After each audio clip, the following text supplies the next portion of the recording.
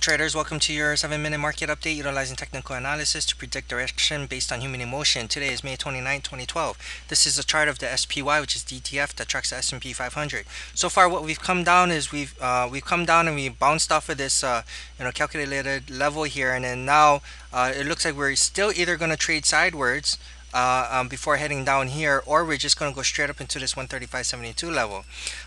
We are, let me kind of just zoom in here, we will see some resistance here at the 20 moving average. If we can get through that, then and the 50 moving average can come down here, which I doubt, but if it can, then 135.72 level would be very nice. However, if we do get a bounce off this 20 moving average, and then we consolidate a little bit, then this 135.72 in my opinion would be at most a day trade. I may actually take it, but we'll just have to see, take it day by day. But right now we are very close to this 135.72 level, and for all intensive purposes, I think I would strongly consider taking a swing short on the SPY if it gets to that level. Okay.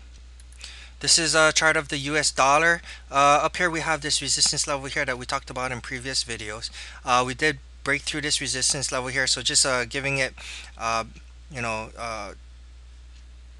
some history here. We came up into this level, we got that bounce, we came back up, we broke through, we got this retracement back to this now being support instead of resistance, and then now we're bouncing back up. Now the dollar is inverse to the market, so dollar up, market's down, and vice versa. However, it's not a one for one, so if within intraday, if we have an intraday movement and the dollar goes down, then we will obviously get a spike in the markets. Right now the dollar went only down about 10 cents, so it would make sense that the market would be a little bit higher today.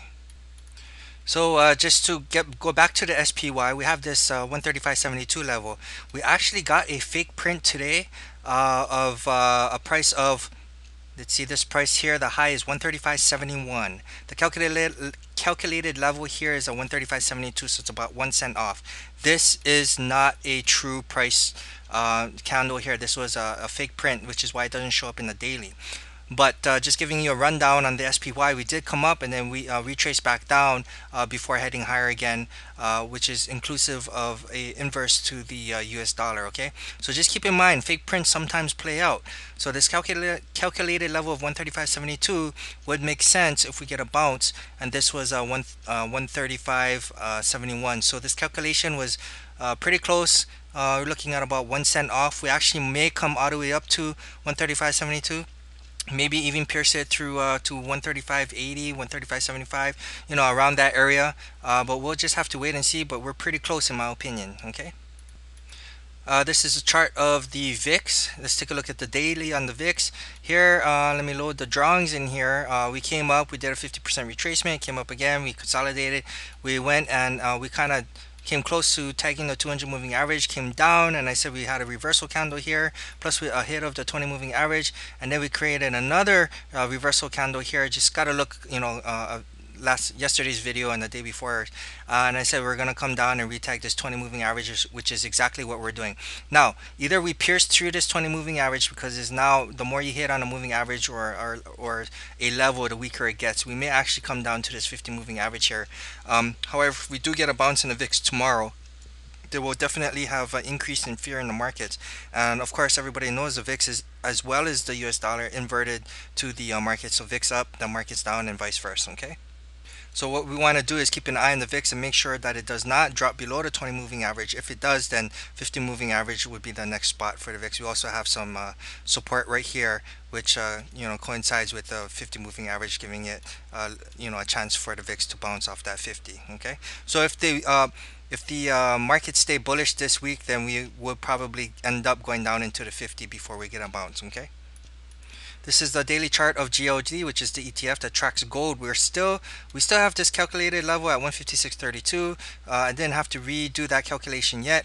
However, in the previous videos, if as early as yesterday's video, I believe I talked about this symmetrical triangle here, and I didn't redraw this triangle. I mean, it just, the GLD opened right on this upper trend line here and just took a dive after that. So basically, we may not get up to this 156.32 level, but I'm not taking a short trade on gold until we get there. Right now gold is just choppy sloppy sideways, getting ready for a possible, another dip down. However, again, you want your chances to be at minimum. So if my stop is going to be above this 156.32 level, then I want to take the trade at 156.32, simply because I want my losses to be at a minimum, but my gains to be as big as possible. Okay, so that's the GLD. The next stock I want to look at is AXP. This is the daily chart of AXP. Let me load the levels in here. I have a level here at 58.50. I believe, a few videos back I did have this level here. We are kind of, climbing up there. We're plus 75 cents today. However, this is setting up to be very bearish. I mean, we have this down move. Now we're consolidating, and in fact, because we have these two moving averages coming together, we may actually already take a dive. However, rules are rules. I have to stick with the rules, and unless AXP gets to this 58.50 level, I'm not taking a short. But if it does get to this 58.50 level, then you can pretty much sure that I'll probably have a short in this. I already have an alert at 58.34, so if it gets there, I'll be alerted, and I'll have enough time to short AXP. So that's American Express. All right, Facebook. Facebook is another one. Let me load my drawings in here. This is the daily chart of Facebook. Facebook came down into my first level, had a bounce. Now it's into my second level. Are we getting a bounce in the second level? No. Did the second level hold? Yeah, it did for a little bit. If you look at the 10-minute chart, let me just zoom in here for today's play. It came down into the second level, and then we bounced up. All right, so we did get a bounce off this, what is this, 28.79 level, came up again into the 20, came back down. We pierced the 28.79, came up again, came all the way down, pierced it, and we actually closed today at 28.82. The level here is 28.79. That's a 3-cent difference in this calculated level. My next calculated level is down here at 26.18. The reason why I'm not going long on Facebook now is because Facebook looks pretty weak. It's a stock in weakness. The markets are flying high and the stock is still low, still weak. So if somehow Facebook can get to 26.18, at that point I'll take a long trade and see what happens. Of course, any close below 26.18, it will be my stop out. And because there's no previous levels here, for any other type of technical analysis, and I'm going purely based on this mathematical calculation. In fact, if we can come straight down in here, it'll be overextended. That'll be the only thing that I would see that be a possible long on Facebook. But these calculated levels for today and the past, for a while now has been pretty accurate. So we'll see. It'll be a small loss if I do take this trade on the long side. Okay. This is a daily chart of AA, which is Alcoa Incorporated. I have a calculated level here at $9.03. Right now, it's right into this 20 moving average at the 2.5 Fibonacci retracement level. We may get a bounce already off of Alcoa or AA. However, I do also have a calculated level at 9.53, which is right at the 50 moving average. And I have another one at 9.85, which is a 618 Fibonacci retracement.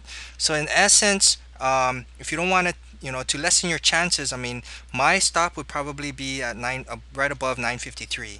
So if I would take this Alcoa trade on the short side, I would short it at the 50% Fibonacci retracement level, plus I have this mathematically calculated level. In addition to that, I have the 50 moving average. Now again, we could get a bounce off of this 20 moving average, because it is at the point at the 2.5 level of the Fibonacci retracement, and $9.03 is a calculated level, all within the same area. So we do have resistance here. But however, if we do get more bullishness in the markets tomorrow, then we'll definitely see a higher play in Alcoa. One thing I do like in Alcoa is the increased volume here, which is higher than the previous days there, which tells me that there's possible exhaustion coming in to Alcoa. So if this was more of a doji candle, then it would have been more likely. Again, you want to keep your risks at a minimum, so you want to get you want to stop out as close as possible. Any close above this 9.53 is where I would stop out. Therefore, I would take the trade at $9.53, which is at the 50 moving average. Okay, so this is your 7-minute market update. God bless to you all. Thank you for watching, and we'll see you in the next